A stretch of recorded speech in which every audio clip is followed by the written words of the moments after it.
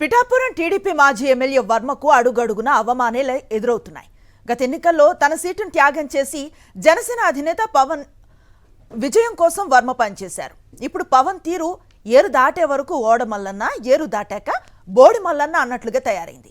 ఎన్నికలకు ముందు ఇచ్చిన హామీని చంద్రబాబు విస్మరిస్తే తన కోసం సీటు త్యాగం చేసిన వర్మను పవన్ ప్రతిసారి అవమానిస్తున్నారు.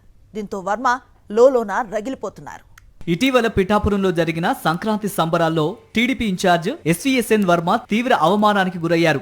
ఆ కార్యక్రమంలో వర్మకు ఎలాంటి ప్రాధాన్యత ఇవ్వకుండా నిర్వహించిన తీరు పిఠాపురం టీడీపీ నేతలను కూడా విస్మయానికి గురిచేసింది. కార్యక్రమం ప్రారంభం నుంచి టీడీపీ నేత వర్మకు మొదలైన అవమానం చివరి వరకు కొనసాగింది. సభా వేదిక మీద వర్మను ఒక వైపున కూర్చోబెట్టారు. జ్యోతి ప్రజ్వలనకు గాని, మాట్లాడే అంశంలో కానీ వర్మకు ఎలాంటి ప్రాధాన్యత ఇవ్వలేదు. చివరకు మంత్రులు నారాయణ, నాదెండ్ల మనోహర్, కందుల దుర్గేష్ తో పాటుగా టీవీ నటులు హైపర్ ఆది, ఆర్కే నాయుడులను వేదికపై పవన్ కళ్యాణ్ సత్కరించారు. కానీ ఎన్నికల్లో తన గెలుపు కోసం కుటుంబంతో సహా పనిచేసిన వర్మను మాత్రం పవన్ కళ్యాణ్ పూర్తిగా విస్మరించారు, పరోక్షంగా అవమానించారు. దీంతో వర్మ వేదికపై ముభావంగా ఉండిపోయారు.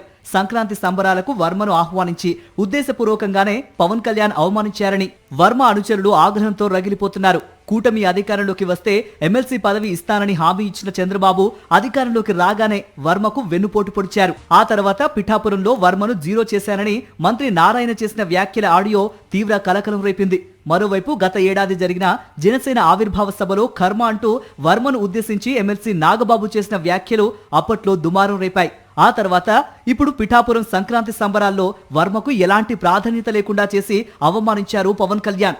అంతేకాదు, కూటమిని బలహీనపరిచేలా కొందరు మాట్లాడుతున్నారని, చంద్రబాబుకు తనకు మధ్య అరమరికలు ఏమీ లేవని, ఇద్దరి మధ్య అండర్స్టాండింగ్ ఉందంటూ వేదిక మీద పవన్ చేసిన వ్యాఖ్యలు వర్మను ఉద్దేశించి చేసినవే అని చర్చించుకుంటున్నారు.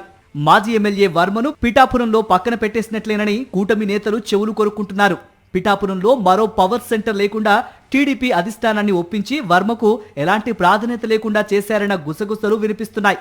అంతేకాదు, వర్మను పిఠాపురం నుండి ఉమ్మడి విశాఖ జిల్లాలో ఏదో ఒక నియోజకవర్గంకు పంపాలని ఆ మధ్య టీడీపీ అధిష్టానం తీసుకున్న నిర్ణయం వెనుక జనసేన ఉందన్న అభిప్రాయం గట్టిగా వినిపిస్తోంది. ఇన్ని అవమానాలు, వెన్నుపోటు మధ్య వర్మ దారేటో అంటూ కాకినాడ జిల్లాలో హాట్ డిబేట్ నడుస్తోంది.